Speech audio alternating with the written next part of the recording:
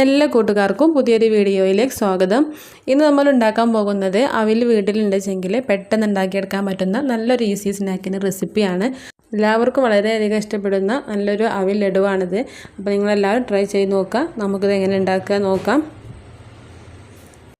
അതിനായിട്ട് ഒരു പാനിലേക്ക് 1/4 കപ്പ് അളവിൽ അവിലാണ് ഇട്ടെടുക്കുന്നത്. അപ്പോൾ ഏത് അവിലായാലും കുഴപ്പമില്ല. ഇതൊന്ന് നന്നായിട്ട് വറുത്തെടുക്കണം.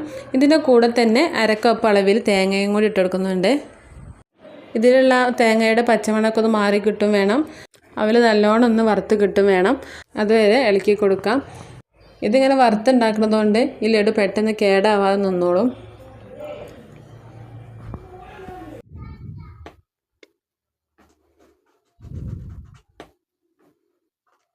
അപ്പോൾ ഇതാ അവിൽ ചെറുതായിട്ടൊന്ന് കളറ് മാറി വന്നിട്ടുണ്ട്.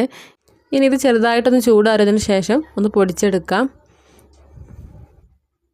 അപ്പോൾ ചെറുതായിട്ടൊന്ന് ചൂടാറി വന്നിട്ടുണ്ട്. അത് മിക്സിയുടെ ജാറിലേക്ക് ഇട്ടിട്ട് പൊടിച്ചെടുക്കുകയാണ്.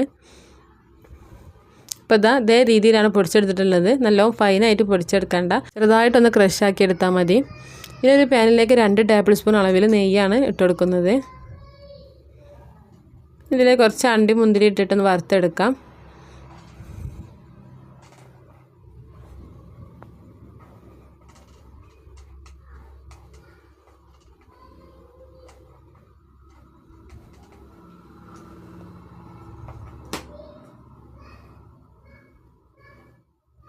ഇനി ഈ നെയ്യിലേക്ക് ശർക്കരയാണ് ഇട്ടെടുക്കുന്നത്. അപ്പോൾ ഞാനിവിടെ 1/2 കപ്പ് അളവിൽ ശർക്കര എടുത്തിട്ടുണ്ട്. അതിലേക്ക് ഇട്ടെടുക്കാം.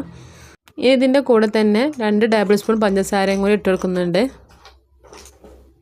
ഇതൊന്ന് ഉരുക്കിയെടുക്കാനായിട്ട് 1 കപ്പ് വെള്ളം കൂടി ഒഴിച്ചെടുക്കാം.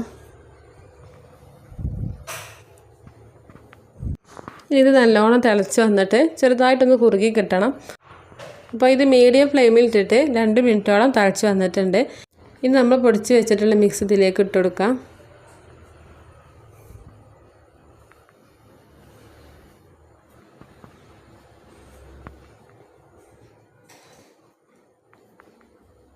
നന്നായിട്ടൊന്ന് കുറുക്കിയെടുക്കുക.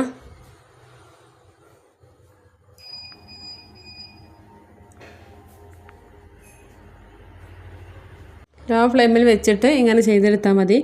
കുറച്ച് നേരം ഇളക്കി കൊടുക്കുമ്പോൾ തന്നെ ഇതിലുള്ള വെള്ളമൊക്കെ അവിൽ നല്ലോണം വലിച്ചെടുത്തിട്ടുണ്ടാവും.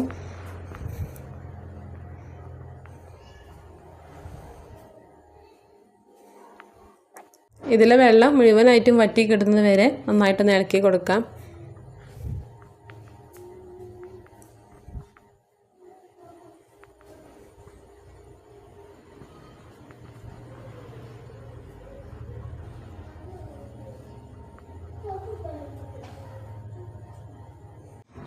ഇനി ഇതിലേക്ക് ചെറിയൊരു ഫ്ലേവറിന് വേണ്ടി കുറച്ച് ഏലക്ക പൊടിച്ചതും കൂടി ഇട്ട് കൊടുക്കുന്നുണ്ട്.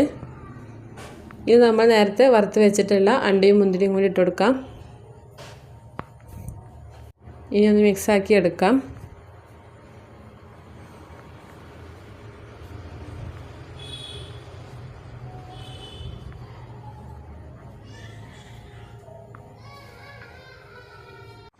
അപ്പോൾ ഇതിലെ വെള്ളമൊക്കെ നല്ലോണം വറ്റി നല്ല സൂപ്പറായി കിട്ടിയിട്ടുണ്ട്. ഇനി ഇത് വേറൊരു പാത്രത്തിലേക്ക് മാറ്റി കൊടുക്കാം. ചെറുതായിട്ടൊന്ന് ചൂടാറി കിട്ടിയാൽ നമുക്ക് ഓരോ ഉരുളകളാക്കി വേറൊരു പാത്രത്തിലേക്ക് സെർവ് ചെയ്യാവുന്നതാണ്.